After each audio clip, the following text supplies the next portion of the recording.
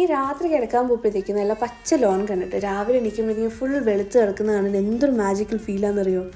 ഇന്ന് ജീവിതത്തിൽ ആദ്യമായിട്ടാണ് ഞാൻ സാലഡ് കഴിക്കണം എന്നുള്ളൊരു കൊതിയായിട്ട് കണ്ണു ഓർക്കുന്നത്. അങ്ങനെ നേരെ കിച്ചണിലോട്ട് പോയി ഒരു കീനുവ ആൻഡ് ആപ്പിൾ സാലഡ് ഉണ്ടാക്കി കഴിച്ചു. സംതൃപ്തിയാണ്.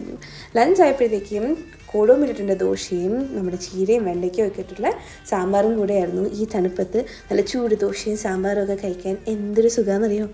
അത് കഴിഞ്ഞിട്ട് ഞങ്ങൾ വാക്സിനേഷന് പോയി തിരിച്ചു വന്നപ്പോഴത്തേക്കും ഒരു ടാരോ മെസ്സി കപ്പ് ഓർഡർ ചെയ്തിട്ടോ. ഇത് ശ്രീ പറയായിരുന്നു. ശ്രീയുടെ അമ്മ പണ്ട് കുഞ്ഞിലെ നല്ല നാടൻ മരിച്ചിനി വെറ്റലിൽ ഉപ്പും പഞ്ചസാരയും ഒക്കെ ഇട്ടുണ്ടാക്കുമായിരുന്നു. അതിൻ്റെ അതേ മണവും ടേസ്റ്റും ഒക്കെയാണെന്നാണ് പറഞ്ഞത്. അങ്ങനെ ഫുൾ നൊസ്റ്റു അടിച്ചിരിക്കുകയായിരുന്നു കേട്ടോ. പിന്നെ തിരിച്ചു വന്നപ്പോഴത്തേക്കും ഞങ്ങൾ നൂഡിൽസും ഒരു ഓംലെറ്റും കൂടെ ഉണ്ടാക്കി കഴിച്ചു. ഡിന്നർ ആയപ്പോഴത്തേക്കും വീണ്ടും വന്നു നമ്മുടെ ദോശയും സാമ്പാറും പൊടിയൊക്കെ ആയിട്ട്. നമ്മൾ തനിയെ ദോശ ഉണ്ടാക്കാതെ കൂടെ ഉള്ള ഒരാൾ ഇങ്ങനെ സ്നേഹത്തോടെ ദോശ തൊട്ട് വരുമ്പോൾ എന്തൊരു സുഖമല്ലേ.